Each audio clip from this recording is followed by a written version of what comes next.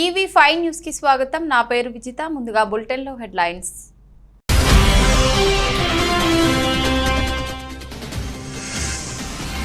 అదే జరిగితే అణ్వాయుధాలు ప్రయోగిస్తాం. కిమ్ సోదరి వార్నింగ్.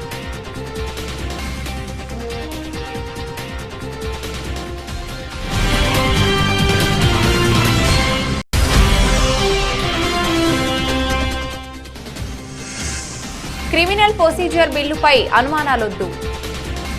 బిల్లులోని అంశాలతో పోలీసులు, దర్యాప్తు అధికారులు నేరగాళ్ల పనిపడతారన్న హోంమంత్రి అమిత్.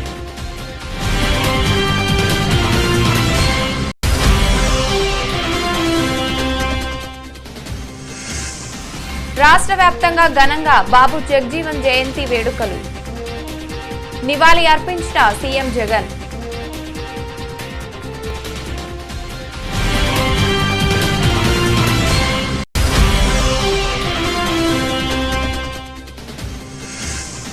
యునెస్కోతో జట్టు కట్టిన తెలంగాణ. కొత్తగా వై హబ్లు ఏర్పాటు కాబోతున్నాయని తెలిపిన మంత్రి కేటీఆర్.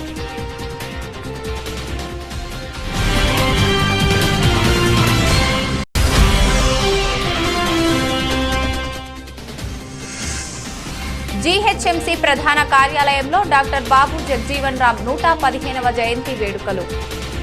పాల్గొన్న అధికారులు.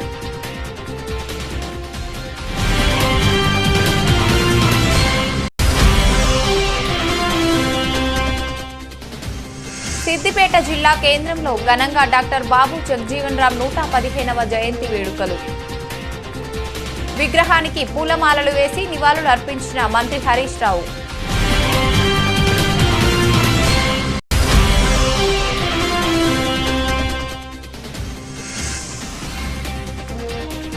స్టాక్ మార్కెట్లో ఊగిసలాట.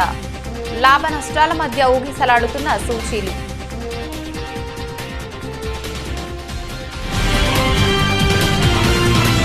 కొరియా దేశాల మధ్య ఆయుధ సంపత్తి సత్తా విషయంలో మాటల తూటాలు పేలుతున్నాయి. వాస్తవానికి యుద్ధానికి తాము వ్యతిరేకమని, ఒకవేళ దక్షిణ కొరియా గనుక దాడులకు తెగబడితే మాత్రం అణ్వాయుధాలు ప్రయోగించడానికి సైతం వెనకాడబోమని హెచ్చరించారు.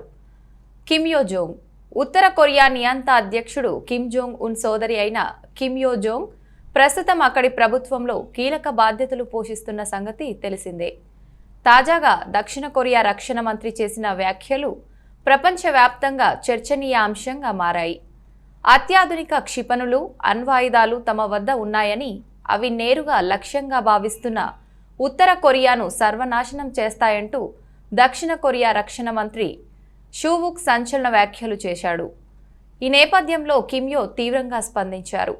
ఆయన వ్యాఖ్యలను భారీ తప్పిదంగా పేర్కొన్న కిమ్ యో అలాంటి పరిస్థితి ఎదురైతే చూస్తూ ఊరుకోబోమని, అవసరమైతే అణ్వాయుధాల్ని దక్షిణ కొరియాపై ప్రయోగిస్తామని మంగళవారం ఒక ప్రకటన విడుదల చేశారు. ప్యాంగ్యాంగ్ యుద్ధానికి వ్యతిరేకం. అలాగే దక్షిణ కొరియాను మేం ప్రధాన శత్రువుగా భావించటం లేదు. మమ్మల్ని కవ్వించినంత వరకు మేం మౌనంగానే ఉంటాం. ఒకవేళ ఎలాంటి దుందుడుకు చర్యలకు పాల్పడితే మాత్రం సహించం. సౌత్ కొరియా ఆర్మీ ఇంచు సరిహద్దుల్లోకి వచ్చిన పెను వినాశనాన్ని దక్షిణ కొరియా చవి చూడాల్సి వస్తుందని మంగళవారం నాటి ప్రకటనలో ఆమె వెల్లడించారు. ఇది మేం జారీ చేసే హెచ్చరిక కాదు, జరగబోయే పరిణామాలకు మా ముందస్తు వివరణ అని స్పష్టం చేశారు ఆమె. ఇదిలా ఉండగా ఆదివారం సైతం ఆమె ఈ వ్యాఖ్యలపై స్పందించారు కూడా. ప్రమాదకరమైన సైనిక చర్యలకు సైతం సిద్ధమంటూ కిమ్ యో జోంగ్ వ్యాఖ్యానించారు కూడా. ఇదిలా ఉండగా ఈ ఏడాది మొదటి నుంచి క్షిపణులను విజయవంతంగా ప్రయోగిస్తూ అగ్రరాజ్యం సహా పొరుగు దేశాలు దక్షిణ కొరియా, జపాన్లకు తీవ్ర హెచ్చరికలు జారీ చేస్తోంది ఉత్తర కొరియా.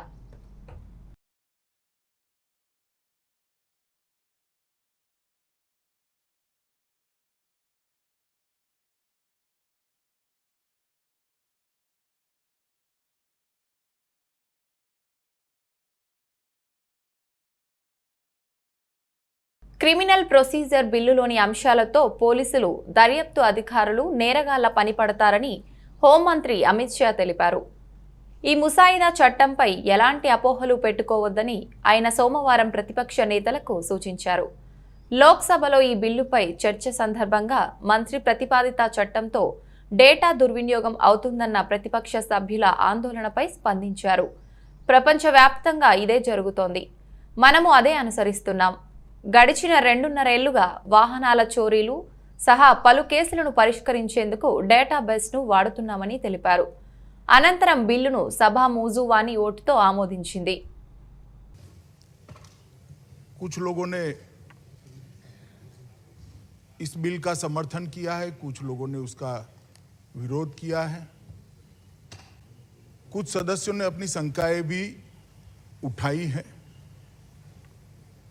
और कुछ लोगों ने इसके दुरुपयोग की संभावनाओं को भी सदन के पटल पर रखा है।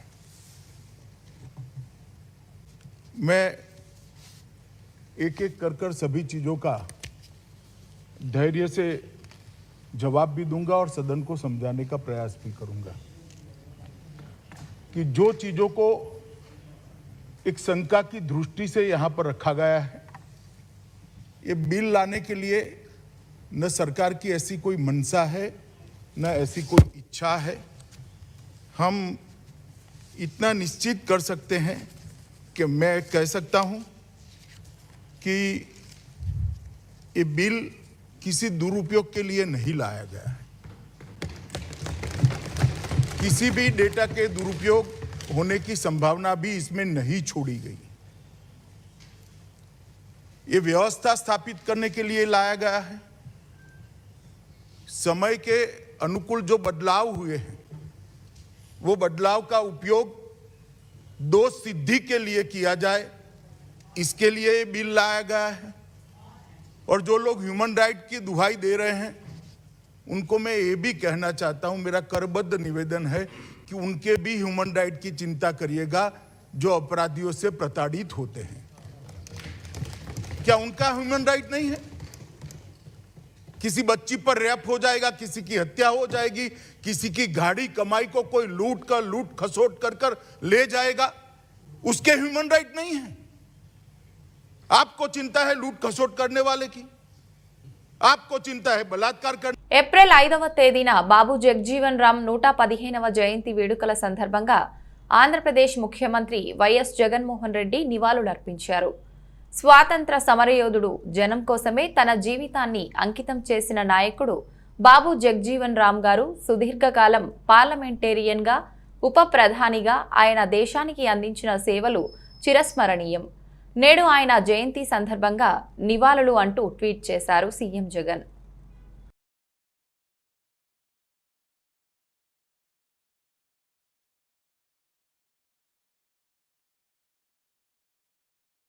ఇన్నోవేషన్, టెక్నాలజీ రంగాలపై దృష్టి సారించింది తెలంగాణ సర్కారు.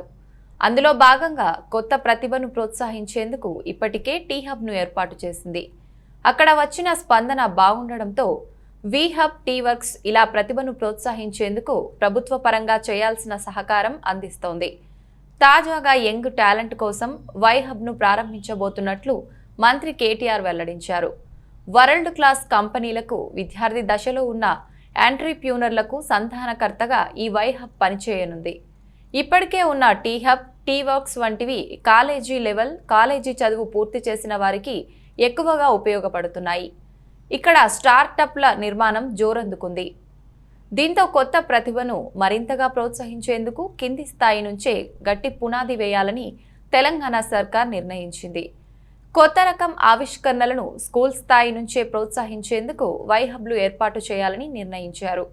యూత్తో పాటు స్కూల్ చిల్డ్రన్స్లో ఇన్నోవేషన్, టెక్నాలజీపై ఆసక్తి కలిగేలా చేయటంతో పాటు వారిలో ఉన్న కొత్త రకం ఆలోచనలను ప్రోత్సహించటం వై హబ్ ప్రధాన లక్ష్యం.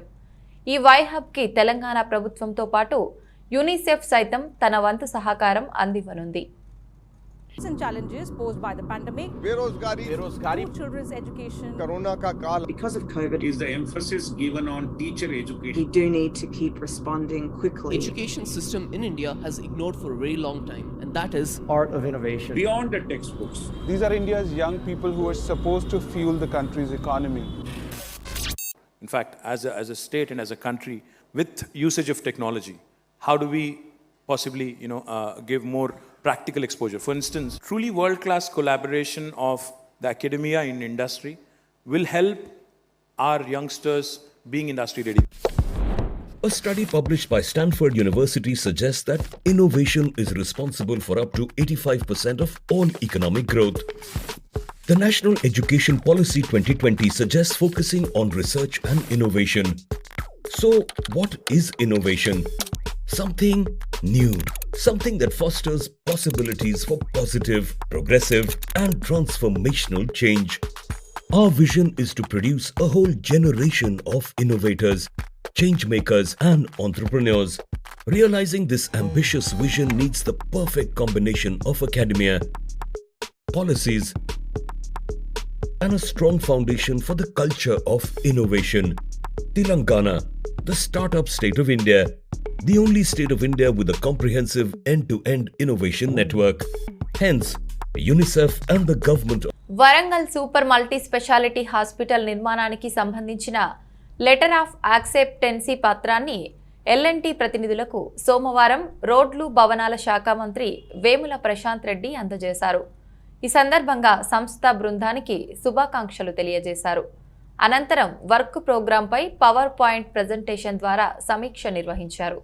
ఈ సందర్భంగా మంత్రి మాట్లాడుతూ పేదల ప్రజలకు మెరుగైన వైద్య సేవలు అందాలనే ముఖ్య ఉద్దేశంతో సకల సౌకర్యాలతో కూడిన అధునాతన సూపర్ మల్టీ స్పెషాలిటీ హాస్పిటల్ నిర్మించాలని ముఖ్యమంత్రి కేసీఆర్ నిర్ణయించారన్నారు.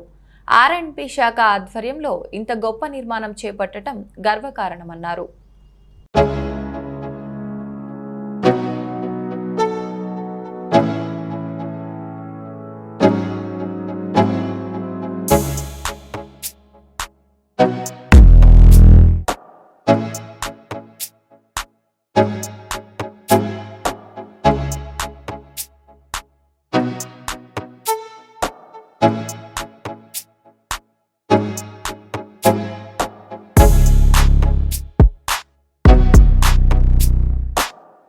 కులరహిత సమాజం, బడుగు బలహీన వర్గాల అభ్యున్నతి కోసం జీవితాన్ని త్యాగం చేసిన గొప్ప నాయకుడు డాక్టర్ బాబు జగ్జీవన్ రామ్ అని జోగులాంబ గద్వాల జిల్లా అడిషనల్ కలెక్టర్ శ్రీహర్ష కొనియాడారు. దేశ స్వాతంత్ర్యం, సామాజిక సమానత్వం కోసం పోరాడిన ఆదర్శ నేత అని పేర్కొన్నారు. మంగళవారం జగ్జీవన్ రామ్ 115వ జయంతిని పురస్కరించుకుని జోగులాంబ జిల్లా కేంద్రంలోని జగ్జీవన్ రామ్ విగ్రహానికి జిల్లా అదనపు కలెక్టర్ శ్రీహర్ష, ఆర్డీఓ రాములు, స్పిరంజన్ Ratan Kumar, MLA Krishnamohan Reddy, municipal chairman BS Keshav, ZP chairperson Saritha, ప్రజా కుల సంఘాలు పూలమాల వేసి నివాళులర్పించారు. దేశానికి ఆయన చేసిన సేవల్ని సీఎం స్మరించుకొని నివాళులర్పించారు. సామాజిక, ఆర్థిక రంగాల్లో దళితుల ఆత్మగౌరవాన్ని అత్యున్నతంగా నిలిపేందుకు ఆయన చేసిన కృషిని కొనియాడారు.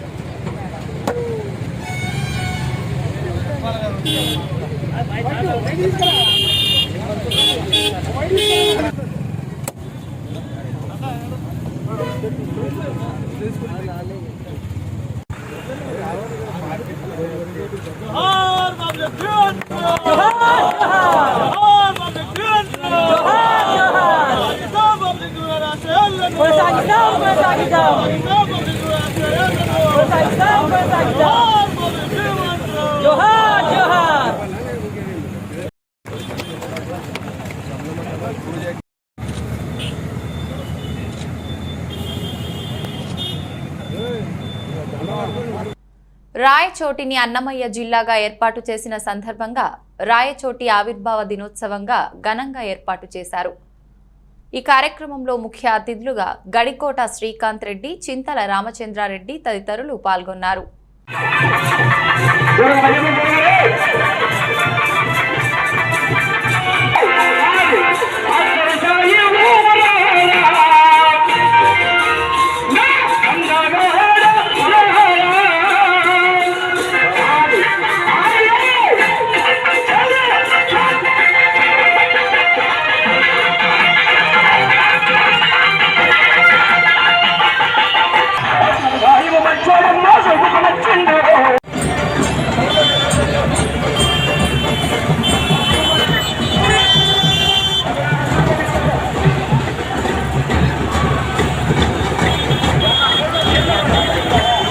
కలికిరి మండలం నగరిపల్లిలో టీడీపీ జాతీయ ప్రధాన కార్యదర్శి నల్లారి కిషోర్ కుమార్ రెడ్డి ఇంటి దగ్గర ఉద్రిక్త వాతావరణం నెలకొంది.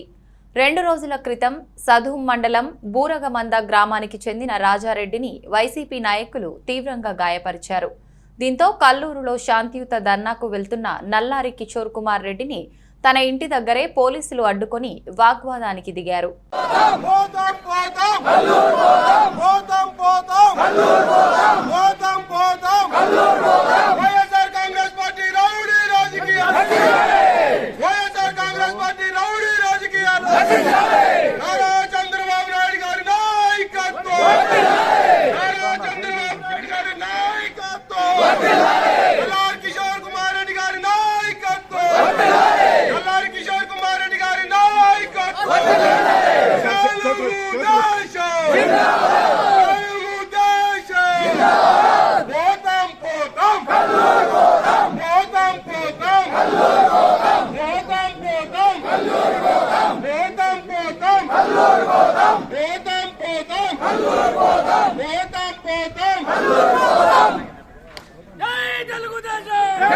మాజీ ఉప ప్రధాని బాబు జగ్జీవన్ రామ్ జయంతి సందర్భంగా బషీర్బాగ్లోని బాబు జగ్జీవన్ రామ్ విగ్రహానికి పూలమాలలు వేసి నివాళులర్పించారు.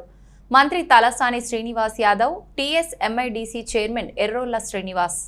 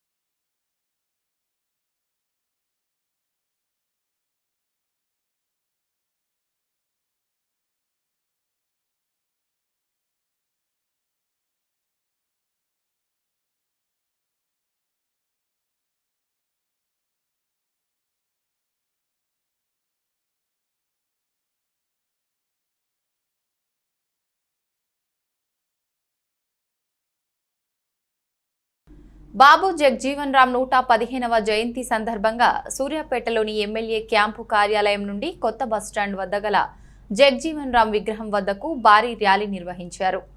ర్యాలీలో పాల్గొని జగ్జీవన్ రామ్ విగ్రహానికి పూలమాలలు వేసి నివాళులర్పించారు మంత్రి జగదీష్ రెడ్డి. ఈ కార్యక్రమంలో జిల్లా collector Vinay Krishnareddy, DCMS chairman Vatte Janaiah Yadav, municipal chairman Perumalla Annapurna, జిల్లా గ్రంథాలయ chairman Nimmala Srinivas Goud, market chairman Uppala Lalitha Anand, జడ్పీటీసీలు, ఎంపీపీలు, కౌన్సిలర్లు, దళిత సంఘ నాయకులు, తెరాస నాయకులు, కార్యకర్తలు తదితరులు పాల్గొన్నారు.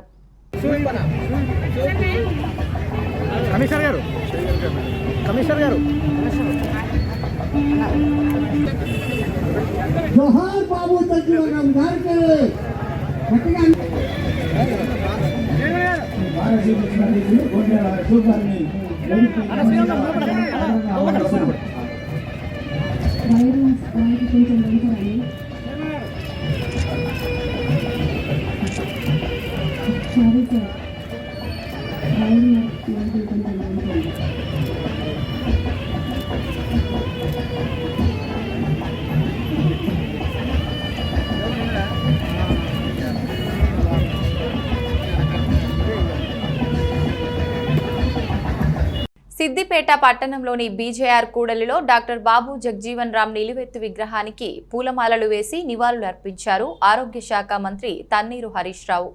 ఈ సందర్భంగా మంత్రి హరీష్ రావు మాట్లాడుతూ జగ్జీవన్ రామ్ 1952 నుండి వరుసగా 8 సార్లు పార్లమెంటు సభ్యుడిగా సుదీర్ఘకాలం కేంద్ర మంత్రిగా పనిచేశాడు. పేద వర్గాల అభ్యున్నతి కోసం ఎంతో కృషి చేశారు. గాంధీజీ ఎన్నో సందర్భాలలో జగ్జీవన్ రామ్ను కొనియాడారు. ఎన్నో పదవులు సుదీర్ఘకాలం అనుభవించిన చాలా నిరాడంబర జీవితం గడిపారు. అన్ని వర్గాల ప్రజల సంక్షేమం కోసం పనిచేసిన మహనీయుడు సీఎం కేసీఆర్, అంబేద్కర్ జగ్జీవన్ రామ్ కలలను నిజం చేస్తున్నారు. ప్రపంచంలో ఎక్కడా లేని విధంగా 10 లక్షల రూపాయల నగదు బదిలీ చేసే దళిత బంధు పథకం తెలంగాణలోనే ఉందని తెలిపారు. డాక్టర్ బాబు జగ్జీవన్ రావు గారి 115వ జయంతి శుభాకాంక్షల్ని అందరికీ తెలియజేస్తూ, డాక్టర్ బాబు జగ్జీవన్ రావు గారు వారు స్వాతంత్ర పోరాటంలో పాల్గొనడమే కాక 1952 నుంచి వరుసగా 8 సార్లు పార్లమెంట్ సభ్యుడిగా 33 సంవత్సరాలు కేంద్ర మంత్రిగా వారు పనిచేసి ముఖ్యంగా ఈ దేశంలోని దళిత వర్గాలు, అణగారిన వర్గాలు, పేద వర్గాల అభ్యున్నతి కోసం ఎంతగానో కృషి చేసినటువంటి మహనీయుడు డాక్టర్ బాబు జగ్జీవన్ రామ్ గారిని గాంధీజీ గారు మరి ఎన్నో సందర్భాల్లో వారిని చాలా గొప్పగా ప్రశంసించిన సందర్భాలు కూడా ఉన్నాయి. బాబు జగ్జీవన్ రామ్ గారు వారు సుదీర్ఘకాలం భారత ప్రజాస్వామ్య వ్యవస్థలో ఉన్నతమైనటువంటి పదవులు అలంకరించిన వారు చాలా నిరాడంబరమైనటువంటి జీవితాన్ని పేద ప్రజల కోసం మరి ఈ దేశంలో అన్ని వర్గాల ప్రజల సంక్షేమం కోసం కృషి చేసినటువంటి మహనీయుడు జగ్జీవన్ రామ్ గారు. ముఖ్యంగా ఈరోజు మన గౌరవ ముఖ్యమంత్రి కేసీఆర్ గారు కూడా ఆనాడు అంబేద్కర్ గారు, జగ్జీవన్ రామ్ గారు ఏ కలలైతే కన్నారో దాన్ని నిజం చేసే విధంగా ప్రపంచంలోనే ఎక్కడ లేని విధంగా దళిత బంధు కార్యక్రమాన్ని తీసుకొచ్చారు.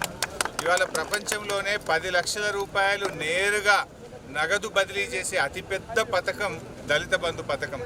దీన్ని దేశంలో మరి ప్రపంచంలో ఎవరూ ఆలోచించని విధంగా నిజమైనటువంటి అభ్యున్నతి రావాలని చెప్పి ముఖ్యమంత్రి గారు ఈ పథకాన్ని తేవడం జరిగింది. అంతేకాదు ఇప్పటి వరకు ఈ దేశంలో విద్యా ఉద్యోగాల్లో మాత్రమే రిజర్వేషన్ ఉండేది. కానీ గౌరవ ముఖ్యమంత్రి గారు అన్ని కాంట్రాక్ట్లలో ప్రభుత్వం లైసెన్స్ ఇచ్చేటువంటి అన్నింటిలో కూడా మరి ఎస్సీల కోసం రిజర్వేషన్ తెచ్చిన ఘనత ఇవాళ జీహెచ్ఎంసీ ప్రధాన కార్యాలయంలో డాక్టర్ బాబు జగ్జీవన్ రామ్ 115వ జయంతి వేడుకలు ఘనంగా జరిగాయి. డాక్టర్ బాబు జగ్జీవన్ రామ్ చిత్రపటానికి పూలమాల వేసి ఘనంగా నివాళులు అర్పించిన deputy mayor Mothe Srilatha Shobhan Reddy, commissioner Lokesh Kumar.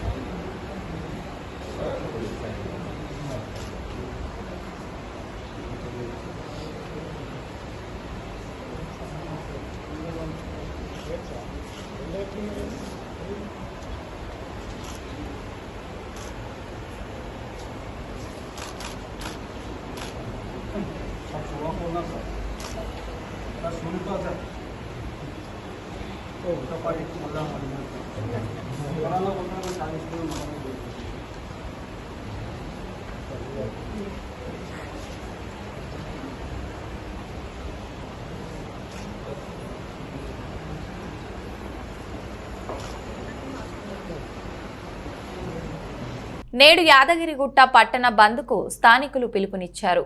Yadagirigutta దేవస్థానం ఈవో గీతారెడ్డి వైఖరికి నిరసనగా 3 రోజులుగా పట్టణంలో ఆందోళనలు కొనసాగుతున్నాయి. స్వచ్ఛందంగా బంద్కు సహకరిస్తున్న దుకాణదారులు, స్థానికులు బంద్లో పాల్గొంటున్నారు. ప్రస్తుతం ప్రశాంతంగా బంద్ కొనసాగుతుంది.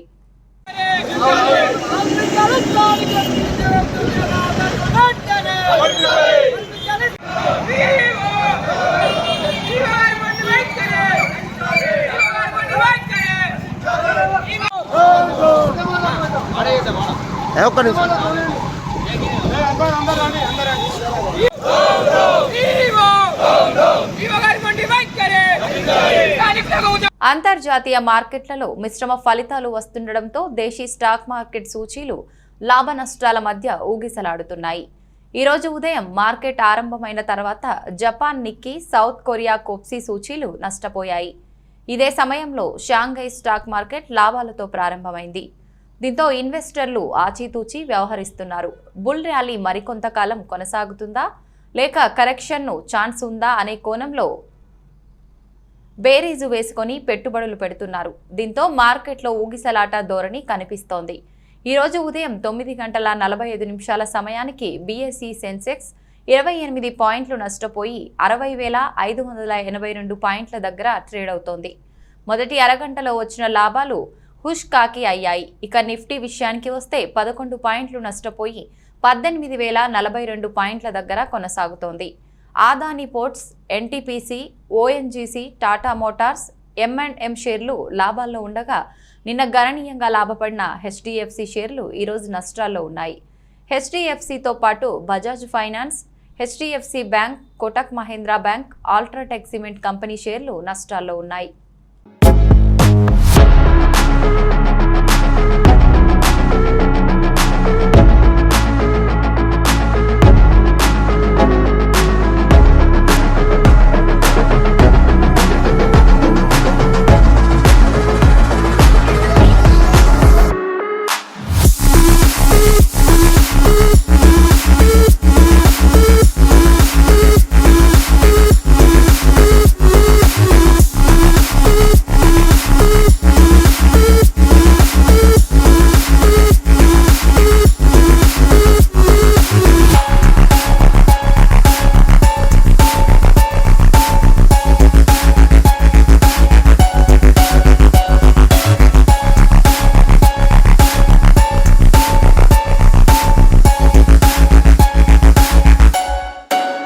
బులెటిన్ ముగించే ముందు హెడ్లైన్స్ మరొకసారి.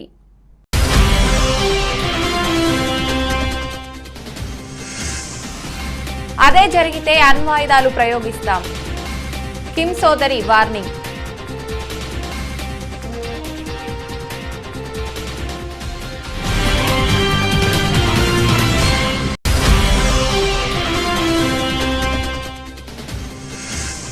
క్రిమినల్ ప్రొసీజర్ బిల్లుపై అనుమానాలొద్దు, బిల్లులోని అంశాలతో పోలీసులు, దర్యాప్తు అధికారులు నేరగాళ్ల పని పడతారన్న హోంమంత్రి అమిత్.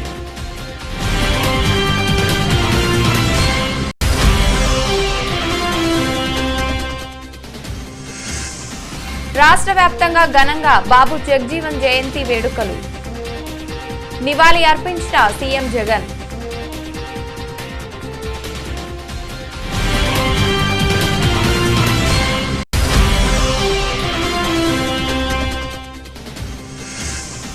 యునెస్కోతో జట్టు కట్టిన తెలంగాణ, కొత్తగా వై హబ్లు ఏర్పాటు కాబోతున్నాయని తెలిపిన మంత్రి కేటీఆర్.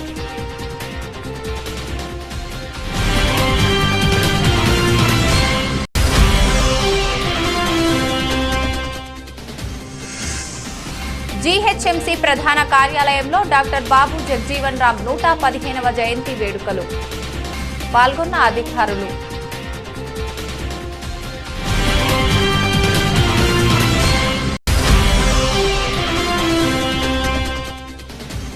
సిద్దిపేట జిల్లా కేంద్రంలో ఘనంగా డాక్టర్ బాబు జగ్జీవన్ రామ్ 115వ జయంతి వేడుకలు, విగ్రహానికి పూలమాలలు వేసి నివాళులు అర్పించిన మంత్రి హరీష్ రావు.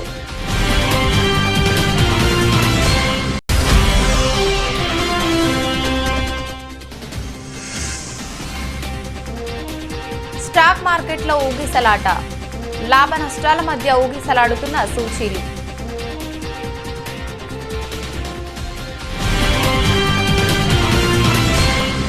ఇది ఇవాల్టి బులెటిన్. మరొక బులెటిన్లో మళ్ళీ కలుసుకుందాం. అంతవరకు సెలవు. నమస్కారం.